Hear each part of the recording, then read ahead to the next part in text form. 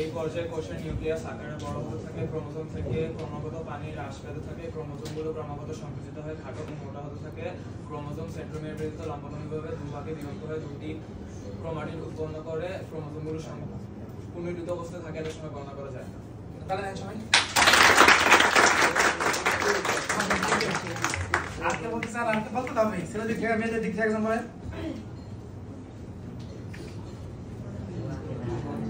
বলতে হবে মাস্ট জিনেন্দা বলেন কম্পিটিশন বলেন বলেন বলেন এই পর্যায়ে নিউক্লিয়াস অনেক বড় ছোট বলেন তারপরে আকারে বড় হতে থাকে, আকারে বড় হতে থাকে, পানি হ্রাস পায়, সংকুচিত হয়ে খাটো থাকে, সেন্ট্রোমিয়ার ব্যতীত দুভাগে বিভক্ত হয়ে ক্রোমোজোম নতুন ক্রোমাটিড তৈরি করে,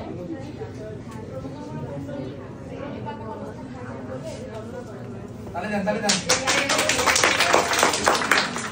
শুনেন এখন ওদের দুজনে পড়া নিলাম, পরের বার কিন্তু আবার নেক্সট স্টেপ পড়ার সময় আরেকজন হবে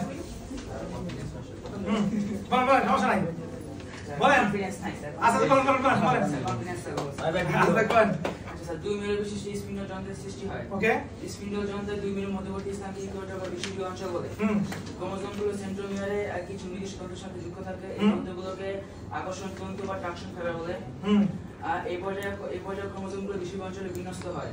কোষের নিউক্লিয়াস ও নিউক্লিয়াস নির্মাণে ক্রমাগত বৃদ্ধি করতে থাকে।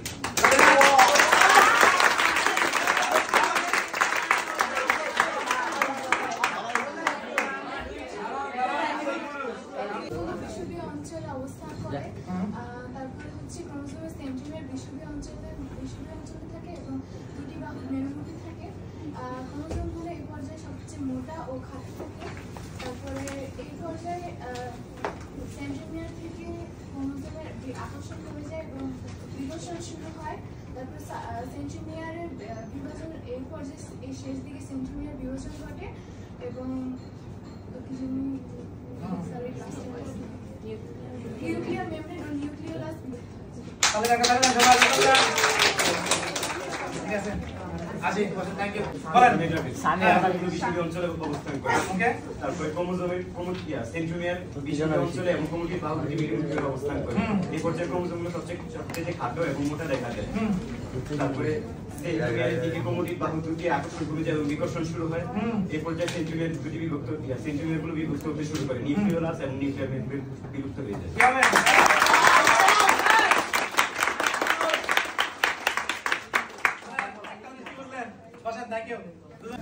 ক্রোমোজোমের সেন্ট্রোমিয়ার বিভক্ত হওয়ার ফলে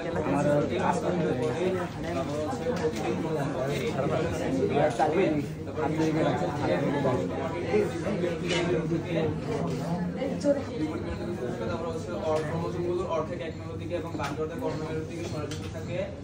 মেরু অভিমুখী চলনে সেন্ট্রোমিয়ার অগ্রগামী এবং ক্রোমাটিড বাহু দুটি অনুগামী হয়। ক্রোমোজোমের অবস্থান অনুযায়ী সেন্ট্রোমিয়ারের অবস্থান অনুযায়ী ক্রোমোজোমগুলো ভি এল যে আই এর মতো আকার ধারণ করে। মেরুতে পৌঁছানোর পর ক্রোমোজোমগুলোর দৈর্ঘ্য বৃদ্ধি পেতে থাকে।